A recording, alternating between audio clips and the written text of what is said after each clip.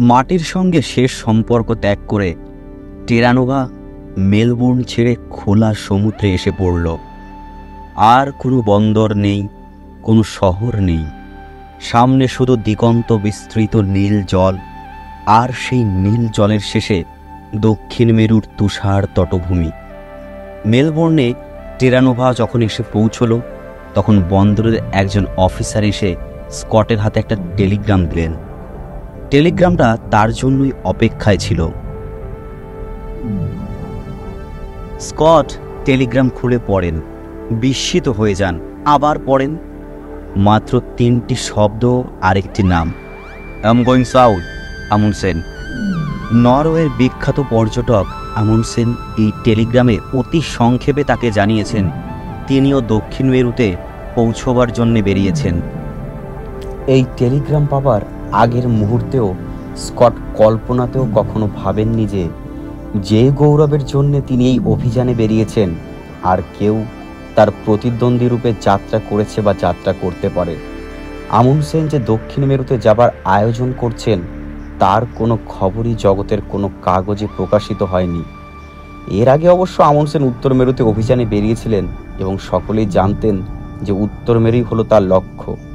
তিনি যে আবার দক্ষিণ মেরু অভিযানেও বেরোতে পারেন এ অনুমান স্কট কল্পনাও করেননি। তাই আমুন্ডসেনের এই টেলিগ্রামে তার অভিযানের সমস্ত চেহারা বদলে গেল। সমস্ত জগৎ এখন তাদের দুজনের দিকে চেয়ে থাকবে, কে আগে দক্ষিণ মেরুতে পৌঁছবেন, স্কট না আমুন্ডসেন। দক্ষিণ মেরুতে প্রথম পদার্পণ করবার গৌরব ইংল্যান্ডের হবে নাকি নরওয়ের? যতই বাধা আর বিপত্তি থাক, পথ যতই দুর্গম হোক, স্কট মনে মনে নিশ্চিন্ত ছিলেন দক্ষিণ মেরুতে তিনি পৌঁছবেনই এবং ইংল্যান্ডের প্রতিনিধি হিসেবেই তিনি প্রথম তার জাতির পতাকা সেই তুষার রাজ্যে প্রথিত করবেন। কিন্তু আমুন্ডসেনের টেলিগ্রাম তার সেই নিশ্চিন্ততা ভেঙে চুরমার করে দিল। তার দায়িত্ব আজ এক নিমেষে শতগুণ বেড়ে গেল। অন্তরের গভীরে তিনি বিচলিত হয়ে উঠলেন, কিন্তু বাইরে তার কোনো লক্ষণই ফুটে উঠল না। অবিচলিতভাবে তিনি তার লক্ষ্যের দিকে এগিয়ে চললেন। তার ডায়েরির লেখা থেকে বোঝা যায় যে আমুন্ডসেনের কথা তিনি যেন ভুলেই গিয়েছিলেন।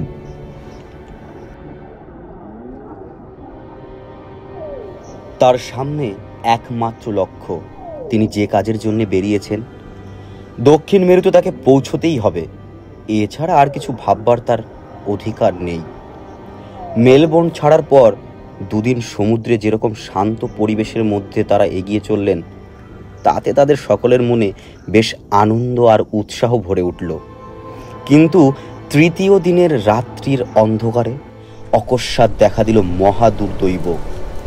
যে যার কাজ সেরে বিশ্রামের জন্য প্রস্তুত হচ্ছিলেন, এমন সময় সমস্ত সাগর কাঁপিয়ে এলো প্রকাণ্ড ঝড়। দেখতে দেখতে সে ঝড়ের মাত্রা বেড়ে হ্যারিকেনে পরিণত হলো। সাগরের ঢেউ উঠল মেঘের দিকে মাথা তুলে। সে ঢেউয়ের ধাক্কায় ছোট্ট টেরানোভা মোচার খোলের মতন উঠতে আর নামতে লাগলো। প্রত্যেকে সারা রাত যে যার নির্দিষ্ট জায়গায় জাহাজকে সামাল দিতে বিপর্যস্ত হয়ে পড়ল। ভোরের দিকে প্রকৃতি যেন আরো ভয়ঙ্কর হয়ে উঠল। পর্বত প্রমাণ ঢেউ এসে জাহাজের ডেকের ওপর প্রচণ্ড বেগে বয়ে যেতে লাগলো। সামনে যা ছিল সমস্ত ডেকে ছড়িয়ে পড়ল। বড় বড় কাঠের সিন্দুক দেশলাইয়ের বাক্সর মতন ডেকের এধার ওধার করতে থাকলো। সমুদ্রের গর্ভ থেকে তাদের বাঁচাবার জন্য জীবন বিপন্ন করে প্রত্যেকে সেই ঢেউ আর ঝড়ের সঙ্গে লড়াইয়ে মেতে উঠল। সবচেয়ে বিপদ হলো কুকুর আর ঘোড়াদের নিয়ে। মানুষের সঙ্গে আজ তারাও যে চলেছে দক্ষিণ মেরুর পথে, এবং দক্ষিণ মেরুতে তাদের না হলে মানুষ চলতে ফিরতে পারবে না। সেই অজানা তুষার দেশে তারাই হলো মানুষের সবচেয়ে বড় সহায়। সুতরাং এই ঢেউ আর ঝড়ের আক্রমণ থেকে তাদের বাঁচাতেই হবে। তারা তুষার দেশের বাসিন্দা। এই তরঙ্গ আর এই ঝড়ের সঙ্গে তাদের পরিচয় নেই। ঝড়ের গর্জনে জাহাজ দোলার সঙ্গে সঙ্গে তাদের মুখ অন্তরে আর্তনাদ জেগে ওঠে। তারা ভীত হয়ে পড়ে। ঘোড়াদের থাকবার জায়গা যেখানে করা হয়েছিল, ঢেউ এসে সেখানে আছড়ে পড়তে লাগলো। ক্যাপ্টেন ওটসের উপর ভার ছিল এই কুকুর আর ঘোড়াদের দেখাশোনা করার। সেই ঝড় আর ঢেউয়ের তাণ্ডবের মধ্যে অবিশ্রান্ত দুদিন ধরে ওটস যেভাবে ঢেউ আর ঝড়ের সঙ্গে লড়াই করে সেই জন্তুদের রক্ষা করেন, স্কটস তার ডায়েরিতে লিখে রেখেছেন, মানুষের শক্তিতে তা অসম্ভব। একসময় এমন হয়েছে ঢেউ এসে কোনো ঘোড়াকে টেনে সমুদ্রের বুকে নিয়ে যাচ্ছে। ওটস ঘোড়াটাকে নিজের কাঁধে তুলে যেন ধরে রাখছে। মানুষের শক্তিতে তা কী করে সম্ভব হয় ভেবে পাওয়া যায় না। ঝড় আর ঢেউয়ের মধ্যে ওটসের সেই চেহারা দেখে মনে হয়েছে নিশ্চয়ই মানুষের এই নরম মাংসপেশির আড়ালে কোথাও এমন শক্তি লুকিয়ে আছে যার সাহায্যে মানুষ সত্যি অসম্ভবকে সম্ভব করতে পারে। এই দিনই ওটসের সমস্ত চেষ্টাকে ব্যর্থ করে তার চোখের সামনে থেকে একটা কুকুর ঢেউয়ের টানে সমুদ্রের গর্ভে চলে গেল। দেখতে দেখতে পর মুহূর্তে সমুদ্রের ভেতর থেকে আর একটা ঢেউ এসে সেই কুকুরটাকে ফিরিয়েও দিয়ে গেল। ওটসের সমস্ত চেষ্টা সত্ত্বেও একটা ঘোড়া সমুদ্রে হারিয়ে গেল, আর একটা ঘোড়া সারা রাত সারা দিন সেই ঢেউয়ের সঙ্গে জোঝার ফলে অবসন্ন হয়ে মরে গেল।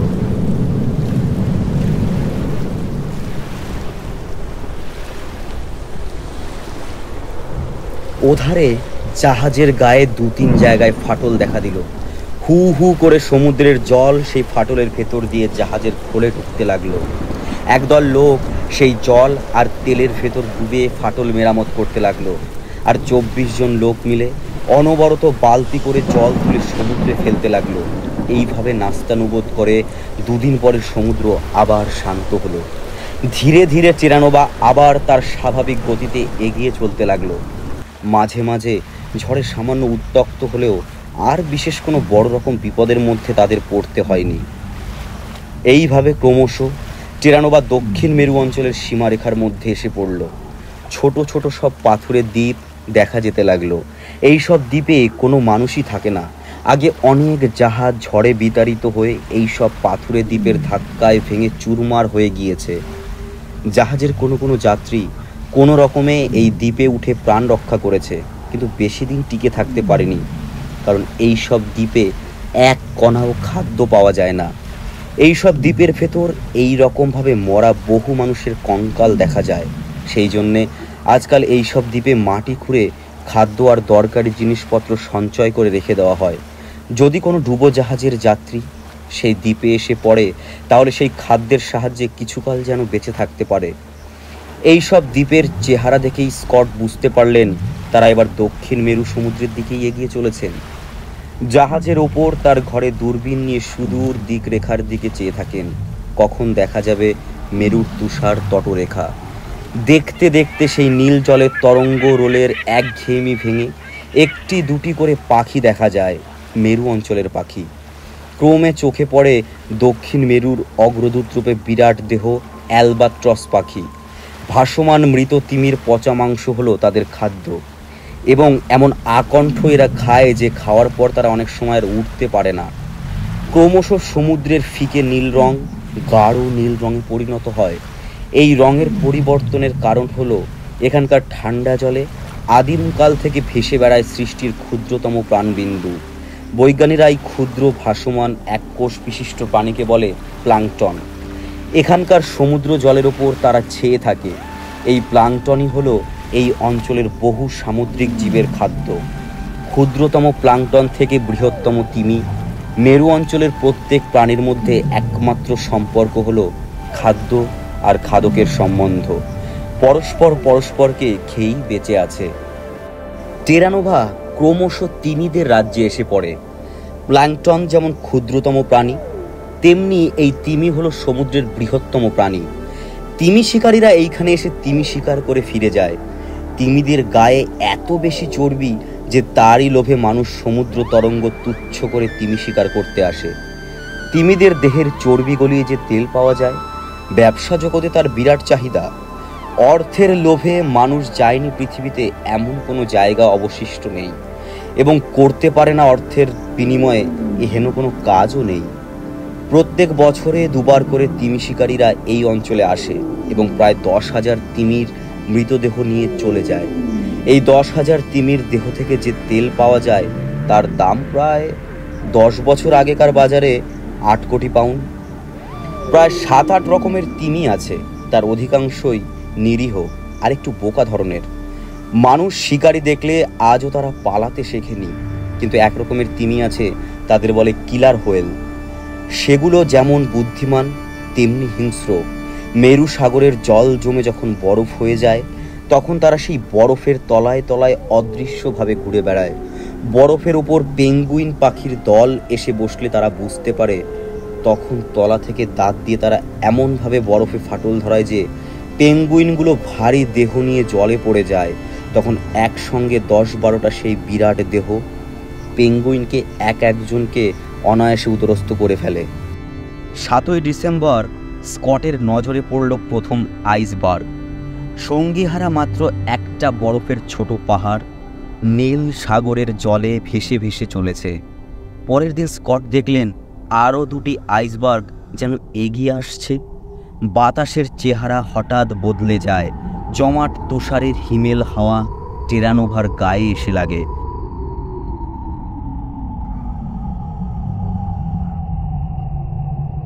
জাহাজ যতই এগিয়ে যায় বাতাস ততই হিমে ক্রমশ ভারী হয়ে ওঠে। ক্রমশ ছোট বড় নানান সাইজের আইসবার্গ চারদিক থেকে ভেসে আসে। স্কটের মন শঙ্কিত হয়ে ওঠে। সেই হিমেল হাওয়া থেকে বুঝতে পারেন সামনেই প্যাক আইসের ক্ষেত্র। এই প্যাক আইস হলো জাহাজের মহাশত্রু। জাহাজের পথ রোধ করে মাইলের পর মাইল পড়ে থাকে এই প্যাক আইস। যেন সমুদ্র বরফে জমাট হয়ে গিয়েছে এই প্যাক আইসের বিরাট বাধা। এই বাধা ঠেলে জাহাজ আর এগোতে পারে না।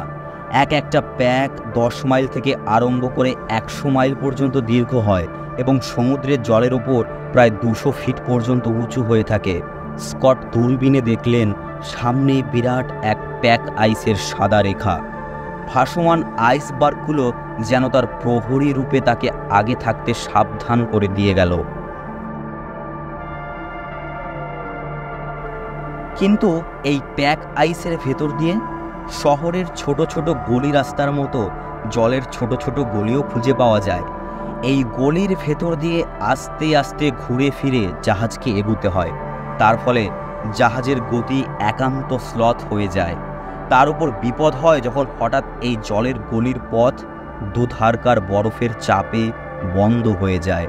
তখন জাহাজকে অচল অবস্থায় সেই বরফের মধ্যে দাঁড়িয়ে থাকতে হয় এবং অনেক ক্ষেত্রে 7-8 দিনও এইভাবে আটকা পড়ে থাকতে হয়। স্কটের মন বিচলিত হয়ে ওঠে, কারণ মেরু অভিযানে সময় হলো সবচেয়ে দামি জিনিস। সময়ের অপচয় যে কত বড় মারাত্মক অপচয় তা এই মেরু অভিযানে বোঝা যায়। সব জিনিস এখানে সময় ধরে হিসেব করে মাপা। জাহাজে যে কয়লা আছে সে কয়লা একটা সময় ধরে মেপে নেওয়া হয়েছে।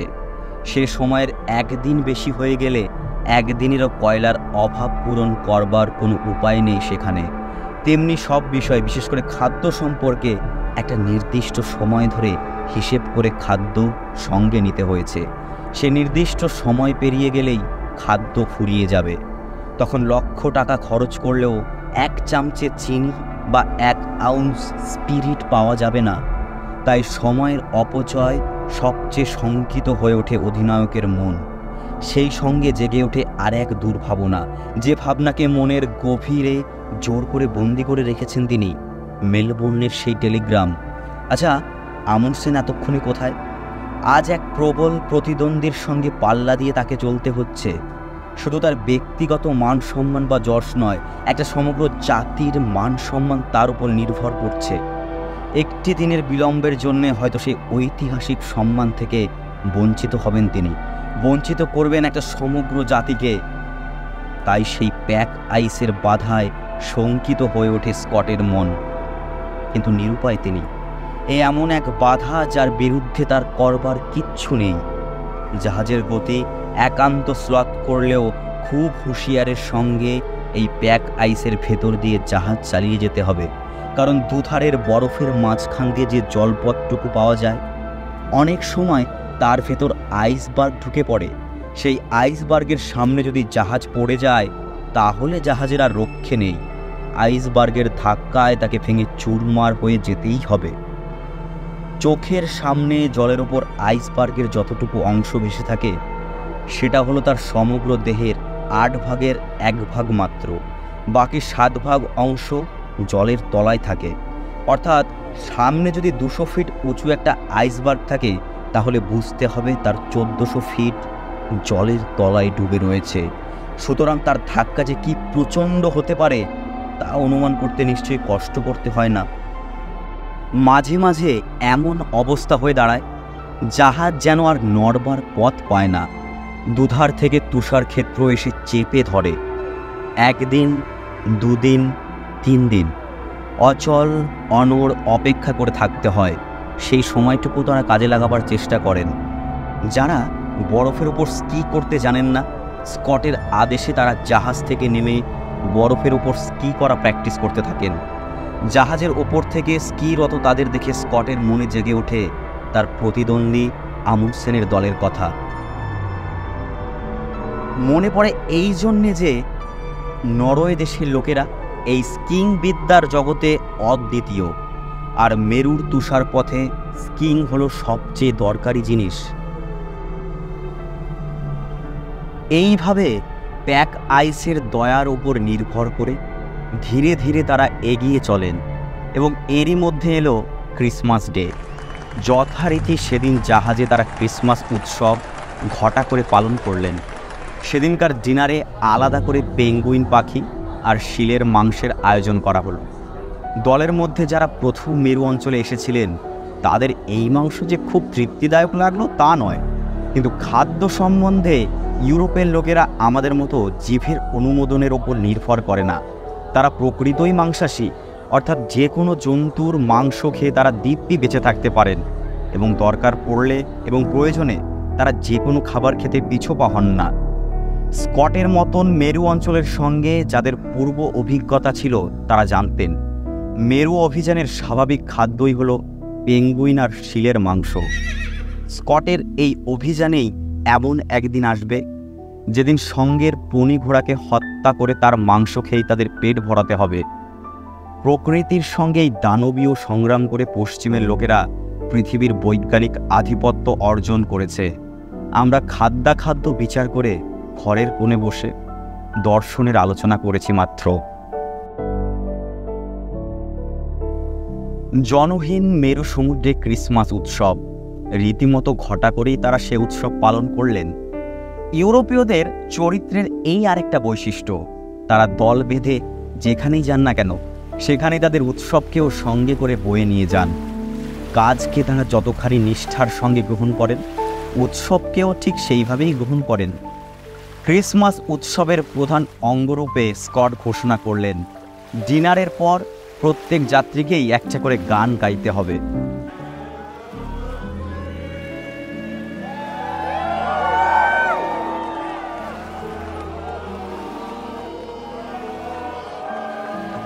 সেই বিচিত্র গানের মজলিসের বিচিত্র সুরে মেরু সমুদ্রের সুনীল নীরবতা ঘন ঘন যেন কেঁপে কেঁপে ওঠে।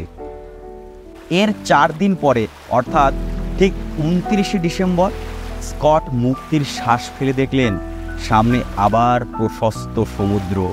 বরফের অত্যাচারের শৃঙ্খল থেকে টেরানোভা মুক্ত হয়েছে। গায়ে এসে লাগে তুষার সম্পর্কহীন দক্ষিণের স্নিগ্ধ নোনা হাওয়া। জাহাজের লক খুলে হিসেব করে দেখেন প্যাক আইসে আটকে পড়ার দরুন তার 20 দিন মতো সময় নষ্ট হয়ে গিয়েছে। আবার মনে জেগে ওঠে সেই প্রশ্ন, আমুন্ডসেন এখন কোথায়? এ প্রশ্নের উত্তর জানবার তখন স্কটের কোনো সম্ভাবনাই ছিল না, কিন্তু আমরা জানি আমুন্ডসেন তখনও 500 মাইল পেছনে সমুদ্রে পড়েছিলেন। কিন্তু যেখানে স্কট 20 দিন তুষারে বন্দী হয়েছিলেন, আমুন্ডসেন সেখানে কোনো তুষার বাধা না পেয়েই মাত্র 4 দিনেই পথ উতরে যান। নিশীথ সূর্যের স্তিমিত আলোয় টেরানোভা দক্ষিণ মেরুর দিকে এগিয়ে চলেছে। তার ডেকে আজ রাত্রি নিশীথে সব যাত্রী জেগে ঘুরে বেড়াচ্ছে, কারণ আজ বৎসরের শেষ দিন।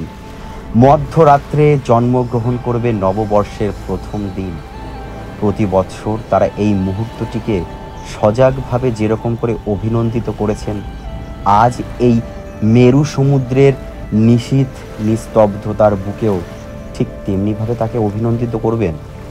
সকলেই অপেক্ষা করে আছেন রাত 12টা বাজার জন্যে। রাত 12টা বাজার সঙ্গে সঙ্গে নিস্তব্ধ মেরু সমুদ্রে 16টা ঘন্টা একসঙ্গে ঘন ঘন বেজে উঠল, ঠিক যেমন এই মুহূর্তে বাজছে ইংল্যান্ডের প্রতিটি শহরে, প্রতিটি গির্জায়। টেরানোভার সাইরেন চিৎকার করে উঠল, ফগ হর্নগুলো সব একসঙ্গে বেজে উঠল। ডেকের ওপর সারি বেঁধে দাঁড়িয়ে যাত্রীদল একসঙ্গে গেয়ে উঠল নববর্ষের বন্দনা গান। সারা রাত্রি কেটে গেল উৎসবে, সঙ্গীতে, চিৎকারে। ভোরের দিকে যে যার কেবিনের শয্যায় কম্বল মুড়ি দিয়ে যেই শুতে যাবে, অমনি আবার উল্লাসে বেজে ওঠে টেরানোভার সাইরেন। মেগাফোনের ভেতর দিয়ে নাবিকেরা চিৎকার করে উঠল, লন্ড হো, লন্ড হো, লন্ড হো। যে যার কম্বল গায়ে জড়িয়ে কেবিনের বাইরে ছুটে আসে। সামনে চেয়ে দেখে স্বপ্নের দেশে যেন জেগে উঠছে মায়াপুরী। সেই মেরু প্রভাতের রহস্যময় আলোয় অদূরে দিক রেখায় ফুটে ওঠে তুষার মহাদেশের তটভূমি। স্কট তার ডায়েরিতে লেখেন, জগতের বহু দেশে ঘুরেছি, সমুদ্রে, পর্বতে, প্রান্তরে প্রকৃতির বহু বিচিত্র রূপ দেখেছি, কিন্তু সেই মেরু প্রভাতের রহস্যময় আলোয় অদূরে দক্ষিণ মেরুর তটরেখার আলো ছায়ায় আঁকা যে বিচিত্র কোমল ছবি, তার তুলনা কোথাও নেই। কে যেন বিচিত্র নরম রং দিয়ে মায়াতুলির সাহায্যে স্বপ্নলোকের প্রবেশদ্বারের ছবি এঁকে রেখেছে এখানে। এখানকার বাতাসে এক কণাও ধুলো নেই, জলবিন্দু নেই। বাতাস আশ্চর্য রকমের স্বচ্ছ আর পরিষ্কার, তাই তার ভেতর দিয়ে প্রকৃতির রূপ এক বিচিত্র রহস্যময় লাগে।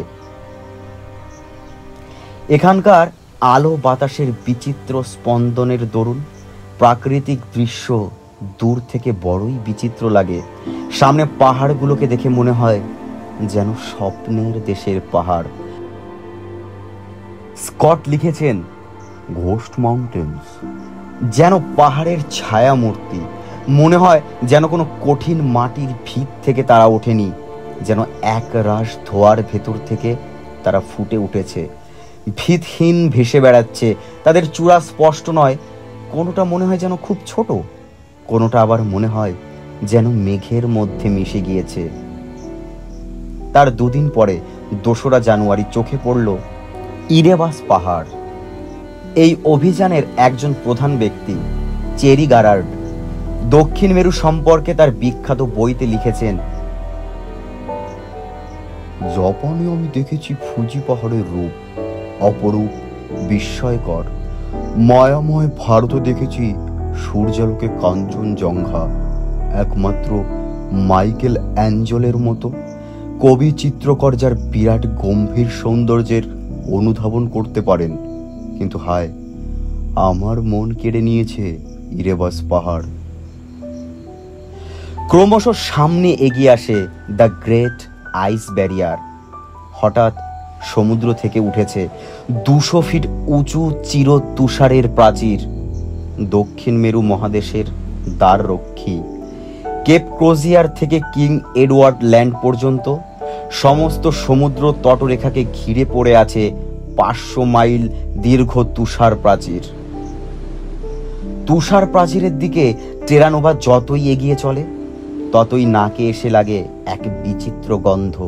তটরেখার ওপর হাজার হাজার পেঙ্গুইন পাখির বাসার গন্ধ, মাটির গন্ধ, সমুদ্রের নোনা জলের একঘেয়ে গন্ধের পর বড় ভালো লাগে এই মাটির গন্ধ, হোক না সে মাটির চির তুষারে আবৃত। উল্লাসে উৎফুল্ল হয়ে ওঠে অভিযাত্রীদের মন। প্রত্যেকে দূরবীন নিয়ে সামনে চেয়ে দেখে নুড়ি ভরা তটরেখার ওপর দীর্ঘ লাইন ধরে হাজার হাজার পেঙ্গুইন পাখি গম্ভীরভাবে মুখে নুড়ি নিয়ে যে যার বাসা সাজাচ্ছে। মিসেস পেঙ্গুইন সেই নুড়ির বাসার উপর ডিম পাড়বে, তাই মিস্টার পেঙ্গুইন সারাদিন নুড়ি খুঁজে বেড়ায়। এক একটি করে নুড়ি এনে নুড়ির ঢিপি তৈরি করে। কোনো কোনো বাসার ধারে চুপটি করে আড়ালে দল ছাড়া 2-1টা পেঙ্গুইন দাঁড়িয়ে আছে। এরা হলো পেঙ্গুইন সমাজের অকর্মা, অলস। এদের কাজ হলো অপরের বাসা থেকে সময় বুঝে নুড়ি চুরি করা, কারণ অত খেটে নুড়ি সংগ্রহ করবার প্রবৃত্তি তাদের নেই। অথচ নুড়ি সংগ্রহ করতেই হবে, নইলে তাদের মিসেস পেঙ্গুইনরা রেগে যাবেন। নুড়িবিহীন খালি মাটিতে ডিম প্রসব করা পেঙ্গুইন নারীর পক্ষে বড় দৈন্য, বড় লজ্জার কথা। টেরানোভার সাইরেনের ডাকে পেঙ্গুইন পাখিরা ঘাড় তুলে দেখে সমুদ্রে কি বিচিত্র একটা জীব। ওয়াক ওয়াক শব্দে মুখরিত হয়ে ওঠে তটভূমি। কে এলো তাদের দেশে? পেঙ্গুইন পাখিরা দলে দলে এগিয়ে আসে জলের দিকে, ভারী কি চালে হেলতে দুলতে। টেরানোভা ঠিক তখনই নোঙর ফেলে।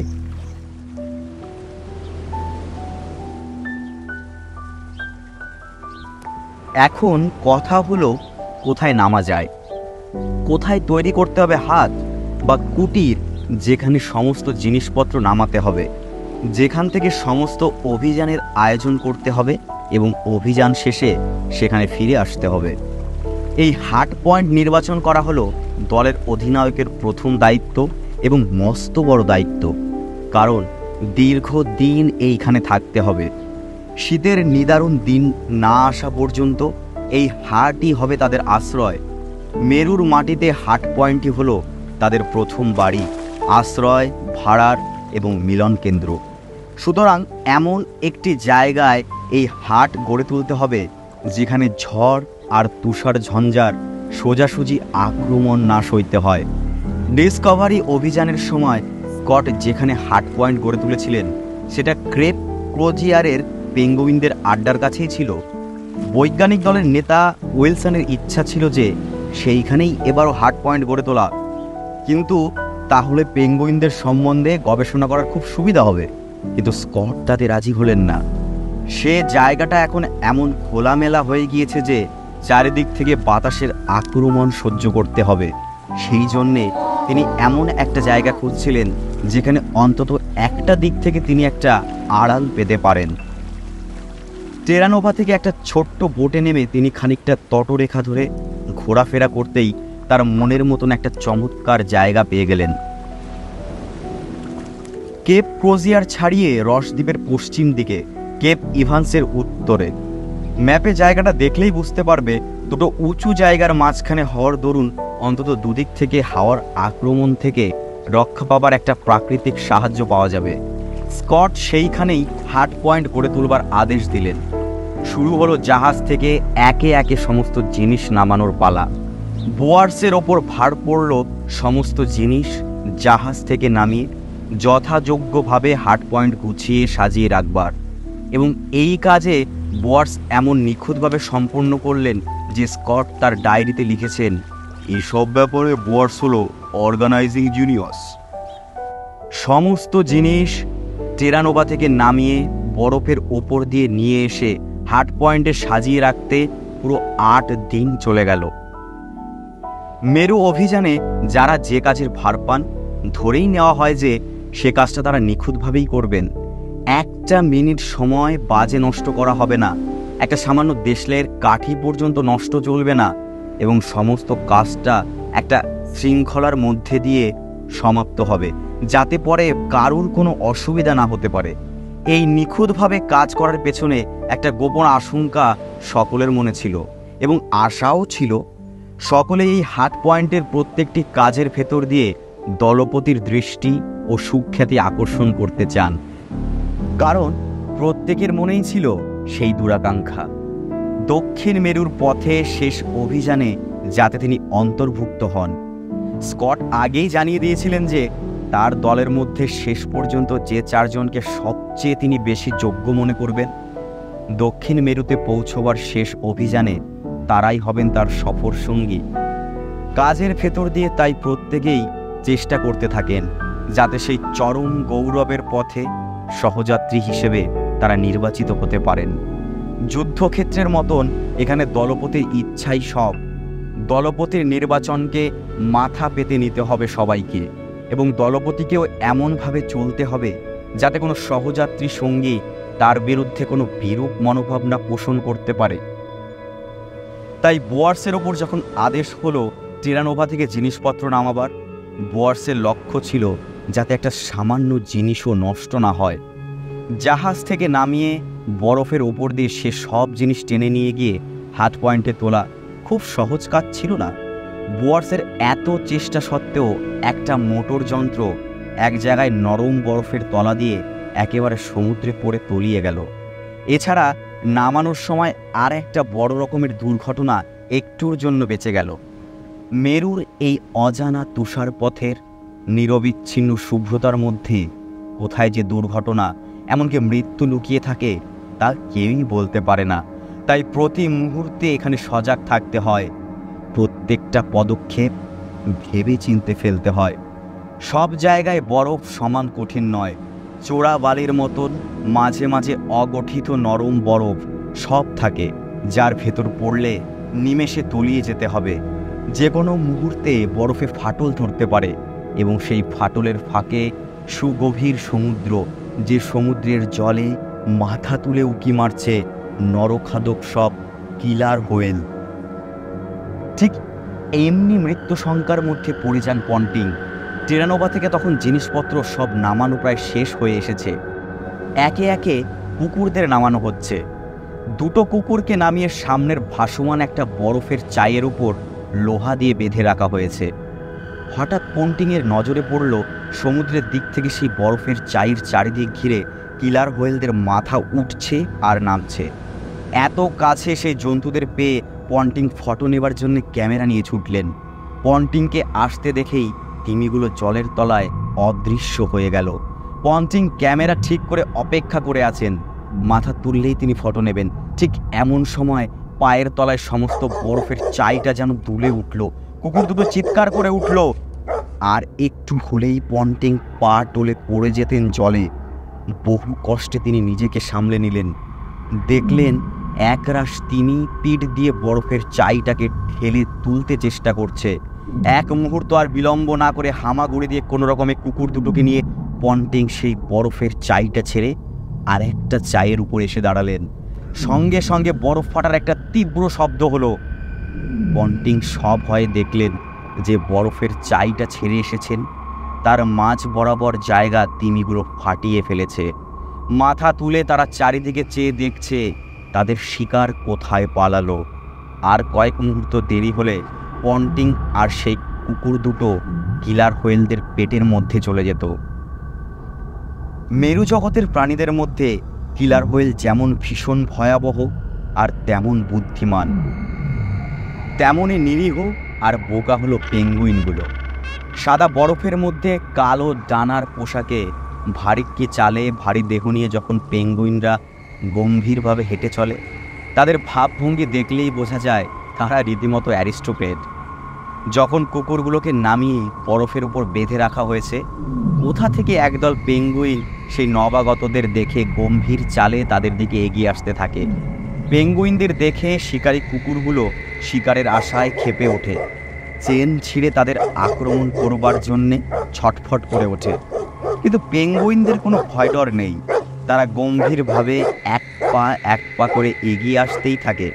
ভাবটা যেন কাছে এসে জিজ্ঞাসা করবে, কোথা থেকে আসা হলো আপনাদের? খাদ্য মুখের কাছে এগিয়ে আসছে দেখে কুকুরগুলো উল্লাসে আরও জোরে চিৎকার করতে থাকে। পোর্টস আর মায়ার্স তাদের দলবল নিয়ে ছুটে না এলে এই অদ্ভুত মিতালির নিমেষে রক্তাক্ত অবসান ঘটত। হাট পয়েন্টের ঘর সংসার গোছানো হয়ে গেলে স্কট সমস্ত অভিযানের প্ল্যান সহযাত্রীদের নিয়ে ঠিক করতে বসলেন।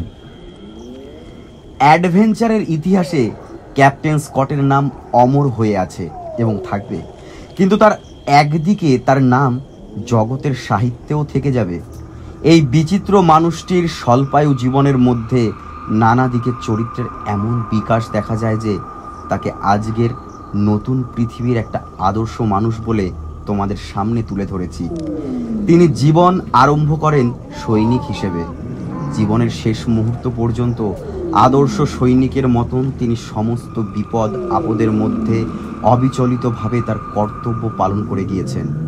সৈনিকের মতনই তিনি সমস্ত আঘাতকে গ্রহণ করে সমস্ত আঘাতের ওপরে উঠেছেন।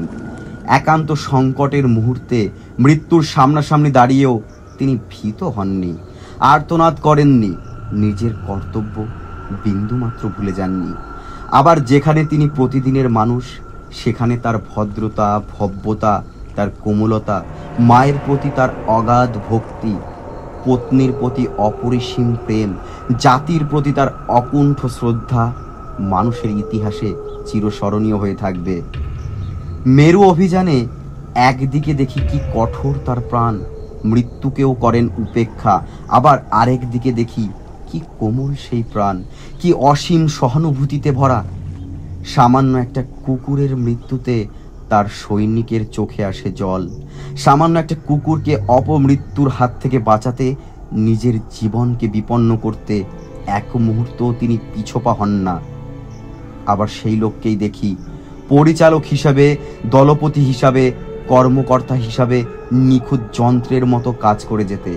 সামান্যতম ত্রুটিও যে ক্ষমা করতে প্রস্তুত নয়, একান্ত হিসেবী লোকের মতন কাজের সিকি পয়সারও যে হিসেব মিলাতে চায়, সেই লোককে আবার দেখি সাহিত্যিকের রূপে, কল্পনা বিলাসীর রূপে, সৌন্দর্য পিয়াসীর রূপে। দক্ষিণ মেরুতে তিনি গিয়েছিলেন, লক্ষ্য ছিল তার দক্ষিণ মেরুতে পৌঁছানো। কিন্তু সেখানে গিয়ে তিনি পৃথিবীর যে অপরূপ নবরূপ দেখলেন, সেখানকার আলো বাতাস, সূর্যোদয় আর সূর্যাস্তে যে নতুন রূপের সন্ধান পেলেন, আকণ্ঠ ভরে যে সৌন্দর্যকে তিনি গ্রহণ করেছেন এবং সাহিত্যে তার অপরূপভাবে প্রকাশ করে গিয়েছেন। তোমরা বড় হয়ে তার লেখা এই মেরু অভিযানের ডায়েরি যখন পড়বে, তখন দেখবে সেই ডায়েরির শুকনো ঘটনার বিবরণ আর বৈজ্ঞানিক তথ্যের নীরস পরিমিত বর্ণনার আশেপাশে তার সৌন্দর্য পিয়াসী মনের অপরূপ সব সাহিত্যিক নিদর্শন। এই চির তুষার রাজ্যের যে অপরূপ রূপ দেখেছেন, তা বিস্ময়করভাবে অতি অল্প কথায় শ্রেষ্ঠ কথা শিল্পীর মতন, শ্রেষ্ঠ চিত্রকরের মতন তুলির এক আঁচড়ে অপরূপভাবে প্রকাশ করে গিয়েছেন। এই পরিচ্ছেদের মাথার উপরে যে কটা কথা আছে তা স্কটেরই লেখা। এই মেরু অভিযানের পথকে তিনি বলেছেন the great white path and a green tent. দুটি কথায় সমগ্র অভিযানের একটা ছবি তিনি এঁকেছেন। অন্তহীন দীর্ঘ শুভ্র পথ, আর সেই পথের ধারে একটা সবুজ তাঁবু। সমস্ত অভিযানের এই হলো প্রতীক। হার্ট পয়েন্টকে কেন্দ্র করে স্কটের সমগ্র অভিযানের যদি কোনো জ্যামিতিক ছবি আঁকা যায়, তাহলে দেখবে সেটা অসংখ্য লাইনের একটা গোলক ধাঁধা। কারণ দীর্ঘদিন ধরে নানা পথে নানা বার বিভিন্ন উদ্দেশ্যে তাদের যাতায়াত করতে হয়েছে। সেই জন্যে এই অভিযানের কোনো একটানা কাহিনী ইংরেজিতেও পাওয়া যায় না। প্রত্যেক বই এই অভিযানের একটা অংশের বর্ণনা করেছে। এখানে তোমাদের বোঝবার সুবিধার জন্যে সমগ্র অভিযানের একটা সংক্ষিপ্ত খবর দিয়ে রাখছি। 1911 সালের গোড়ার দিকে এই অভিযান হার্ট পয়েন্টে এসে নামল। সেখান থেকে স্কট কিভাবে অগ্রসর হতে হবে তার একটা প্ল্যান করলেন। প্রথমে ঠিক হলো শীতকাল যতক্ষণ না আসে এখান থেকে দুটো দল প্রথমে বেরোবে। প্রথম দলের কাজ হবে ডেরিয়ারের ওপর যতটা আগিয়ে পারা যায় একটা বড় ডিপো তৈরি করা। সেই ডিপোতে আসল মেরু অভিযানের জন্যে যা যা দরকার সমস্ত এনে মজুত করে রাখা। এই ডিপোর নাম হলো সেফটি ক্যাম্প। পনি ঘোড়ার পিঠে সমস্ত জিনিস হার্ট পয়েন্ট থেকে এনে সেফটি ক্যাম্পে জমা করতে হবে। অভিযানের এই অংশকে বলে ডেপোট জার্নি, আমরা বলবো ডিপো অভিযান। দ্বিতীয় দল যাবে হার্ট পয়েন্ট থেকে পশ্চিম অঞ্চলের পাহাড়ের দিকে ভূতত্ত্ব সম্বন্ধে গবেষণা করবার জন্যে। এই অভিযানের নাম হলো ভূতত্ত্ব অভিযান। বাকি লোক হার্ট পয়েন্ট থেকেই নানা বিষয় গবেষণা করবেন। প্রথম শীত পড়ার সঙ্গে সঙ্গে উইলসন একটা দল নিয়ে বেরুলেন পেঙ্গুইন পাখিদের আড্ডার দিকে প্রাণীতত্ত্ব সম্বন্ধে গবেষণার জন্যে। এই অভিযানকে বলে শীতের অভিযান বা উইন্টার জার্নি। সেই সঙ্গে চলতে থাকে আসল দক্ষিণ মেরু অভিযানের আয়োজন। শীতের মাঝামাঝি এই অভিযান শুরু হয়। এই অভিযান দলের অধিকাংশই যোগদান করেন। একটা হয় মোটর স্লেজ পার্টি। ব্যারিয়ার ছাড়িয়ে এই পার্টি বেশি দূর আর এগোতে পারল না, যন্ত্রের গোলমালের জন্যে ফিরতে বাধ্য হলো। দ্বিতীয় দল হলো পুকুরে টানা স্লেজ পার্টি। বিয়ার্ডমোর গ্লেসিয়ারের তলা থেকেই এই দল ফিরতে বাধ্য হলো। বিয়ার্ডমোর গ্লেসিয়ার থেকে 12 জন দক্ষিণ মেরুর দিকে এগিয়ে চলল। এই গ্লেসিয়ারের ওপর অঞ্চল থেকে অ্যাটকিনসনের অধীনে আরও 4 জন ফিরে আসতে বাধ্য হলো। এদের নাম হলো প্রথম রিটার্নিং পার্টি। 2 সপ্তাহ পরে আরও কিছু দূর এগিয়ে লেফটেন্যান্ট ইভান্সের অধীনে আরও 3 জন ফিরতে বাধ্য হলো। এদের বলা হলো দ্বিতীয় রিটার্নিং পার্টি। বাকি পড়ে রইল 5 জন লোক, স্কট, উইলসন, বোয়ার্স, ওটস আর সিম্যান। এরাই সর্বশেষে এগিয়ে গেলেন দক্ষিণ মেরু বিজয়ে। স্কট তার সহকর্মীদের সঙ্গে পরামর্শ করে ঠিক করলেন শীত আসবার আগেই হাট পয়েন্ট থেকে আরও ভেতরে কোনো নিরাপদ জায়গায় প্রথম একটা বড় রকমের ডিপো গড়ে তুলতে হবে। সেই ডিপোতে মজুদ থাকবে 1 টন মতন খাদ্য আর অন্য সব দরকারি জিনিস। হাট পয়েন্ট যেখানে গড়ে তোলা হয়েছিল সে জায়গাটা অভিযানের দিক থেকে নিরাপদ নয়, কারণ তার চারিদিকে যেসব বরফ পড়েছিল শীতের সময় সে বরফ ভেঙে নিয়ে গিয়ে মূল দক্ষিণ মেরুর ভূমিখণ্ডের সঙ্গে বিচ্ছিন্ন হয়ে যেতে পারে। সেই জন্যে মূল দক্ষিণ মেরুর অচল ভূমির ওপর একটা বড় রকমের ডিপো তৈরি করা দরকার, যেখান থেকে মাটি আর সরে যাবে না। সেই জন্যেই এই ডিপোর নাম দেওয়া হয় সেফটি ক্যাম্প। হাট পয়েন্ট থেকে 21 মাইল আরও দক্ষিণ দিকে হলো এই সেফটি ক্যাম্প। সেফটি ক্যাম্পে জিনিসপত্র নিয়ে যাবার জন্যে ঘোড়ায় টানা 8টি স্লেজ আর কুকুরে টানা 2টো স্লেজ তৈরি করা হলো। স্কটের সঙ্গে 11 জন লোক আর স্লেজ টানবার জন্যে 8টা ঘোড়া আর 26টা কুকুর নিয়ে সেফটি ক্যাম্প গড়ে তুলবার জন্যে যাত্রা শুরু করলেন। মেরুর নিদারুণ শীত পড়বার আগে কুকুর আর ঘোড়াগুলোকে মেরু প্রকৃতির সঙ্গে মানিয়ে নিতে হবে। স্কটের মনে নিদারুণ শঙ্কা, সেই নিষ্করুণ মেরু অঞ্চলের প্রচণ্ড শীত আর তুষার ঝঞ্ঝা যদি এরা সহ্য করতে না পারে তাহলে হয়তো সমস্ত অভিযানই ব্যর্থ হয়ে যাবে। নিশিদিন ওটসের মনেও সেই শঙ্কা, কারণ তারই ওপর এই জন্তুদের সমস্ত দায়িত্ব। মা যেমন রুগ্ন ছেলের দিকে অতন্দ্র চেয়ে থাকে, ওটস তেমনিভাবে 24 ঘন্টায় প্রাণীগুলোকে আগলে থাকেন। তাদের একটু কিছু হলেই ওটস ওষুধ নিয়ে সেবা করতে বসেন। তাই হাট পয়েন্ট থেকে যখন মেরু তুষারের ওপর দিয়ে প্রথম তারা সেফটি ক্যাম্প অভিযানে বেরোলেন, ওটস দীর্ঘ শ্বাস ফেলে বলে উঠলেন, যদি একটা ঘোড়া বরফের গর্তের ভিতর পড়ে যায়, বসে বসে কাদা ছাড়া আমার আর কোনো পথ থাকবে না। সত্যি এই চতুষ্পদ সঙ্গীদের জন্যে তাদের সব দিক থেকেই কাঁদতে হয়েছিল। এই সেফটি ক্যাম্প অভিযানেই সেই ট্র্যাজেডি স্পষ্ট হয়ে ওঠে। হাট পয়েন্ট থেকে বেশি দূর না এগোতেই স্কট বুঝলেন যে আশায় তিনি কুকুরদের সঙ্গেই পণি ঘোড়াদের এনেছিলেন সে আশা বোধহয় তার ব্যর্থ হবে। সব জায়গায় বরফ সমান রকম কঠিন নয়। মাঝে মাঝে হঠাৎ খানিকটা জায়গায় অগঠিত নরম বরফ, যেখানে সে ঘোড়াগুলো আর চলতে পারে না। বরফের ভেতর তাদের পা ডুবে যায়।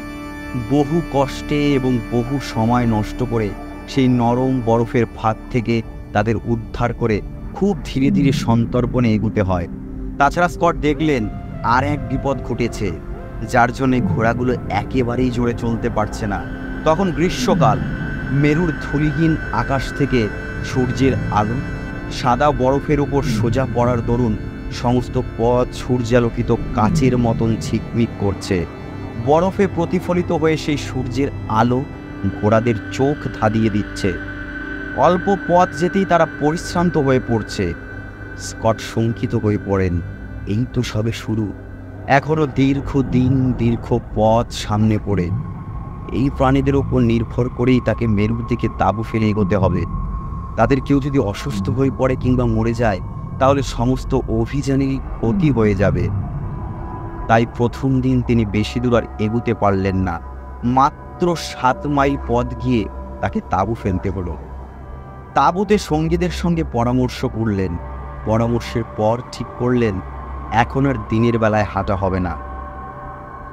রাত্রিতে যখন সূর্যের আলো স্তিমিত হয়ে থাকবে, সেই নিশীথ সূর্যের স্তিমিত আলোয় সারা রাত্রি তারা হাঁটবেন। তাতে ঘোড়াগুলোর কম পরিশ্রম হবে এবং গতিবেগও বাড়তে পারে। দলপতির সেই সিদ্ধান্ত সকলেই মেনে নিলেন।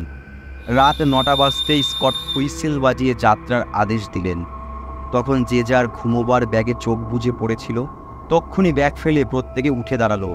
বাইরে কনকনে ঠান্ডা হাওয়া বইছে। সে হাওয়ায় হাতের আঙুল অবশ হয়ে আসে। তারই মধ্যে ঘোড়া, কুকুর, স্লেজ সব ঠিক করে আধ ঘন্টার মধ্যে যাবার জন্য সবাই প্রস্তুত হয়ে গেলেন। রাত 9:30টার সময় ব্রেকফাস্ট, বরফ গলিয়ে জল তৈরি করে তাড়াতাড়ি কোকো তৈরি হলো। কোকো আর বিস্কুট এই ছিল সেই ব্রেকফাস্টের মেনু। ব্রেকফাস্ট সেরেই তারা তাঁবু তুলে রওনা হলেন। সকাল 8টায় আবার তাঁবু। এইভাবে 21 মাইল পথ এসে সেফটি ক্যাম্প গড়ে তোলা হয়েছিল। সেখান থেকে আরও 60 মাইল দক্ষিণে স্কট আর একটা ডিপো গড়ে তুললেন। এই ডিপোতেও প্রায় আর 1 টন খাদ্য আর জিনিসপত্র এনে মজুত করে রাখা হলো। এই ডিপোর নাম 1 টন ডিপো। এই 1 টন ডিপোর কাছেই দক্ষিণ মেরু থেকে ফেরবার পথে ঘটে অভিযানের চরম ট্র্যাজেডি। এই দুটো ডিপো গড়ে তুলতে স্কটকে সেফটি ক্যাম্প থেকে হার্ড পয়েন্টে 6 বার যাতায়াত করতে হয়েছে। 1 টন ডিপো থেকে সেফটি ক্যাম্পে 15 বার যাতায়াত করতে হয়েছে। এইভাবে দেখতে দেখতে এসে গেল শীতকাল। হার্ড পয়েন্ট থেকে সরে কেপ ইভান্সের উপর গড়ে তোলেন শীতের আশ্রয়। সেখানে নানা রকম গবেষণার ভেতর দিয়ে তারা অপেক্ষা করে থাকেন শীতাবসানের জন্যে। মেরুর প্রচণ্ড শীতের সেই বন্দিশালায় তারা স্বেচ্ছায় বন্দী হয়ে থাকেন। কিন্তু সেই নিশ্চল অবরুদ্ধ জীবনের ভেতরেই তারা উদ্ভাবন করেন নানা রকমের কাজ, সৃষ্টি করেন নব নব উৎসাহ উদ্দীপনা, সময় কাটাবার জন্যে নানা রকমের কাজ। ডিপো অভিযানের অভিজ্ঞতা থেকে স্কট বুঝতে পারেন প্রচণ্ড বাধা আর বিঘ্নের সঙ্গে পদে পদে সংগ্রাম করে তাকে এগোতে হবে। তিনি সেইভাবেই ঘোড়া থেকে তার মনকে প্রস্তুত করেন। আজ আমরা এই অভিযানের সমগ্র ইতিহাস জানি। সেই ইতিহাসে দেখি স্কট পদে পদে বাধা আর বিঘ্ন পেয়েছেন, পদে পদে দেখেছেন মৃত্যুর ছায়া। কিন্তু সেই সঙ্গে দেখি সমস্ত বাধা আর বিঘ্নকে তুচ্ছ করে একটা লোক অম্লান মুখে এগিয়ে চলেছে প্রকৃত সৈনিকের মতন, প্রকৃত খেলোয়াড়ের মতন। প্রত্যেকটি বিপর্যয়কে, প্রত্যেকটি বাধাকে খেলার অঙ্গ বলেই সহজে স্বীকার করে নিয়েছেন।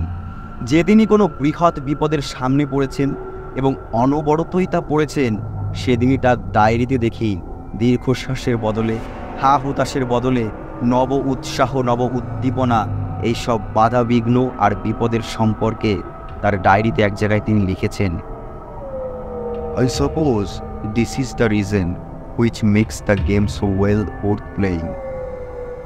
অর্থাৎ এইসব বিপদ আপদ আর বিঘ্ন আছে বলেই এই খেলা খেলতে এত স্বাদ। ডিপো অভিযানের শুরু থেকেই এই বিপদ আর বাধার সঙ্গে তার ঘনিষ্ঠ পরিচয় শুরু হয়। তার সূত্রপাত হয় ঘোড়া আর কুকুরদের নিয়ে। আমুনসেন দক্ষিণ মেরু অভিযানে ঘোড়াদের একেবারে বাদ দিয়েছিলেন। স্কট ঘোড়াদের উপর অনেকখানি নির্ভর করেই বহু কষ্টে তাদের সংগ্রহ করে সঙ্গে এনেছিলেন। তার অভিজ্ঞতা থেকে ক্রমশ তিনি বুঝলেন সেখানে তিনি মহা ভুল করে ফেলেছেন। আমুনসেন সঙ্গে নিয়ে এসেছিলেন বহু কুকুর। তারা প্রত্যেকেই তুষারে স্লেজ টানার কাজে অভ্যস্ত। স্কট যে অল্প সংখ্যক কুকুর সঙ্গে এনেছিলেন, তারা স্লেজ টানতে জানলেও তারা আসলে শিকারী কুকুর, নেকড়েরই জাত ভাই। অসীম ধৈর্যে তিনি তাদের শিক্ষিত করে তুললেও তারা তাদের হিংস্র বুনো স্বভাব তাদের সঙ্গেই নিয়ে এসেছিল। সাইবেরিয়ার তুষার ভূমিতে বুনো লোকদের সঙ্গে তারা নেকড়ে শিকার করে বেরিয়েছে। জাহাজে বা তাঁবুতে তারা একরকম চুপচাপ করেই ছিল, হয়তো অজানা পরিবেশের ভয়ে। ডিপো অভিযানের পথে যেই তাদের পরিচিত তুষার ক্ষেত্রের মধ্যে তারা এসে পড়ল, তাদের ভেতরকার সেই হিংস্র প্রবৃত্তি আপনা থেকেই জেগে উঠল, নেকড়ের মতন ভয়ঙ্কর হয়ে উঠল। ঘোড়াদের দেখে তাদের আক্রমণ করবার জন্য একসঙ্গে চিৎকার করে লাফিয়ে উঠল। কিছুতেই আর তখন তাদের রাশ টেনে রাখা যায় না। একটু ছাড়া পেলেই তারা ঘোড়াগুলোকে যেন টুকরো টুকরো করে ফেলবে। এই কুকুরদের মধ্যে আবার 2টি কুকুর ছিল ভূতপূর্ব বুনো মনিব, যাদের শিখিয়েছিল নতুন লোক বা প্রাণী দেখলেই আক্রমণ করতে। স্কট সে সংবাদ জানতেন না। তিনি এই কুকুর দুটির পাশ দিয়ে নিশ্চিন্ত মনে যাচ্ছিলেন। একটা কুকুর সেই বাধা অবস্থার ভেতর থেকে তার পায়ের উপর লাফিয়ে পড়ে সজোরে কামড়ে দেয়। পায়ে মোটা রবারের জুতো থাকাতে স্কট কোনো রকমে রক্ষা পেয়ে গেলেন। স্কট বুঝলেন এই কুকুরদের নিয়েও তাকে বিপন্ন হতে হবে, অথচ নিরুপায় তিনি। এদের নিয়েই কাজ করতে হবে। সেই নিস্তব্ধ মেরু প্রান্তর ক্ষণে ক্ষণে তাদের মিলিত বিভৎস চিৎকারে কেঁপে ওঠে। আবার কি মনে করে পরক্ষণেই তারা আবার হঠাৎ শান্ত হয়ে যায়। 1 টন ক্যাম্প থেকে স্কট দলবল নিয়ে সেফটি ক্যাম্পে ফিরছেন। ক্যাম্প তখনও 12 মাইল দূরে। হঠাৎ যে দুটো স্লেজ নিয়ে তারা ফিরছিলেন, তাদের মাঝের কুকুরগুলো বরফের ভেতর ডুবে গেল। তাদের টানে দুটো করে আগু পিছু আর যেসব কুকুর ছিল তারাও হঠাৎ অদৃশ্য হয়ে গেল। একমাত্র ওসমান বলে একটা বড় কুকুর কোনো রকমে বরফ আঁকড়ে দাঁড়িয়েছিল। স্কট এবং তার সঙ্গীরা তক্ষুনি ওসমানের সাহায্যে না গেলে শ্লেষশুদ্ধ ওসমানও ডুবে চলে যেত। স্কট দেখেন সামনেই বরফের একটা সুগভীর ফাটল। কুকুরগুলো তখনও খানিকটা নিচে স্লেজের স্ট্র্যাপের সঙ্গে ঝুলছে। ওসমান যদি না আটকাতো তাহলে তারা ততক্ষণে গভীরে তলিয়ে যেত। সৌভাগ্যের বিষয় স্লেজটাও ফাটলের মুখে আটকে গিয়েছিল। তখন সকলে মিলে কুকুরগুলোকে একে একে ভেতর থেকে টেনে উপরে তুলল, কিন্তু গুনে দেখা গেল 13টা কুকুরের জায়গায় 11টাকে মাত্র উদ্ধার করা হয়েছে, আর বাকি দুটো। স্কট তাড়াতাড়ি তার দূরবীন নিয়ে সেই তুষার ফাটলের ভেতরে গিয়ে দেখেন প্রায় 65 ফিট নিচে এক ফালি বরফের চাই সেতুর মতন হয়ে রয়েছে। কুকুর দুটো সেই বরফের চায়ের উপর দাঁড়িয়ে রয়েছে, তলায় অগাধ সমুদ্র। কিলার হোয়েলরা এখনো খবর পায়নি, তাই নইলে ততক্ষণে কুকুর দুটোর আর চিহ্ন থাকতো না। কিন্তু সেই তুষার ফাটলের ভেতর 65 ফিট নিচে সেই কুকুর দুটোকে উদ্ধার করবে কে? দেরি করবার সময় নেই, কিন্তু সেই গভীরে নামা মানেও জীবনকে বিপন্ন করা। এসব ক্ষেত্রে দলপতি হিসেবে স্কট সিদ্ধান্ত করতে এক মুহূর্ত বিলম্ব করতেন না। এই জাতীয় মারাত্মক দায়িত্ব এলে দলপতি হিসেবে তিনি নিজেই গ্রহণ করতেন। দলের কারুর কোনো অনুযোগ বা আপত্তি শুনতেন না। তাছাড়া সেই মুখ প্রাণীদের জন্যে সেই দুর্ধর্ষ দলপতির অন্তর যেমনভাবে সহজে দুলে উঠত, তেমন আর কারুর উঠত না। স্কট তক্ষুনি আলপাইন দড়ি আনিয়ে নিজের কোমরে বাঁধলেন। ওপর থেকে সেই দড়ি ধরে তাকে ফাটলে ঝুলিয়ে দেওয়া হলো। ধীরে ধীরে তিনি সেই নিচে তুষার সেতুর উপর নামলেন। নিজের কোমর থেকে দড়ি খুলে একটা কুকুরকে বাঁধলেন। নিজে দাঁড়িয়ে রইলেন সেই তুষার সেতুর ওপর মরণের গহ্বরে। কুকুর দুটো ওপরে উঠে গেল, কিন্তু তার জন্য দড়ি আর নামে না। কি ব্যাপার? কুকুর দুটো ছাড়া অবস্থায় ওপরে উঠেই অন্য বাধা কুকুরগুলোর উপর ঝাঁপিয়ে পড়ে। তখন অগত্যা স্কটকে ফেলে লোকদের ছুটতে হয় কুকুর দুটোকে সামলানোর জন্যে। কুকুর দুটোকে সামলে তারা আবার দড়ি নামিয়ে দেয়। স্কট এবার উপরে উঠে আসেন। সেই নির্জন জনহীন প্রান্তরে পদে পদে এইভাবে মৃত্যুর সঙ্গে সংগ্রামে মানুষের মনের চেহারা আলাদা হয়ে যায়। এই ঘটনা এবং অনুরূপ আরও ঘটনা থেকে স্কট ক্রমশ কুকুরদের সম্বন্ধে হতাশ হয়ে পড়েছিলেন। কুকুরদের সম্পর্কে তার ডায়েরিতে অনেক দামি দামি অভিজ্ঞতার কথা জানতে পারা যায়। এই ঘটনার পর তার ডায়েরিতে তিনি লিখেছেন, এই জনহীন চিহ্নহীন তুষার মরুভূমির নিদারুণ একঘেয়েমির পথে আমি দেখেছি কুকুররা স্বভাবতই অনুপযুক্ত। কুকুরের মন হয় খাওয়ার দিকে থাকবে, না হয় ঘুমানোর দিকে, না হয় অন্য যা হোক একটা কিছু তার আগ্রহের বিষয় তার সামনে থাকা চাই। দিনের পর দিন এই একই রকমের পথের ভেতর দিয়ে লক্ষ্যহীন হয়ে অগ্রসর হওয়া তার পক্ষে মারাত্মক। মেরুতে পথের কোনো নিশানা নেই, পথে কোনো চিহ্ন নেই, আশেপাশের সামনে কোথাও কোনো লক্ষ্যও নেই। মানুষের মতনই কুকুর চায় একটা জ্যান্ত লক্ষ্য, একটা জীবন্ত আগ্রহ। মানুষ ভবিষ্যতের বৈচিত্র্যের আশায় বর্তমানের একঘেয়েমিকে সহ্য করতে পারে, কিন্তু কুকুর তা পারে না। স্কটের দুর্ভাগ্য যে কুকুর আর পনি ঘোড়াদের এত কষ্ট করে সংগ্রহ করে সঙ্গে নিয়ে এলেন, তারাই তার সবচেয়ে বড় হতাশার কারণ হয়ে উঠল। কিন্তু এই হতাশার মধ্যে একটা জিনিস তাকে উল্লাসিত করে রাখল। তার সহযাত্রী রূপে যে কটি মানুষকে তিনি সঙ্গে এনেছিলেন, তাদের কারোর সম্পর্কে এতটুকু অভিযোগ করবার তার কাছে কিছু ছিল না।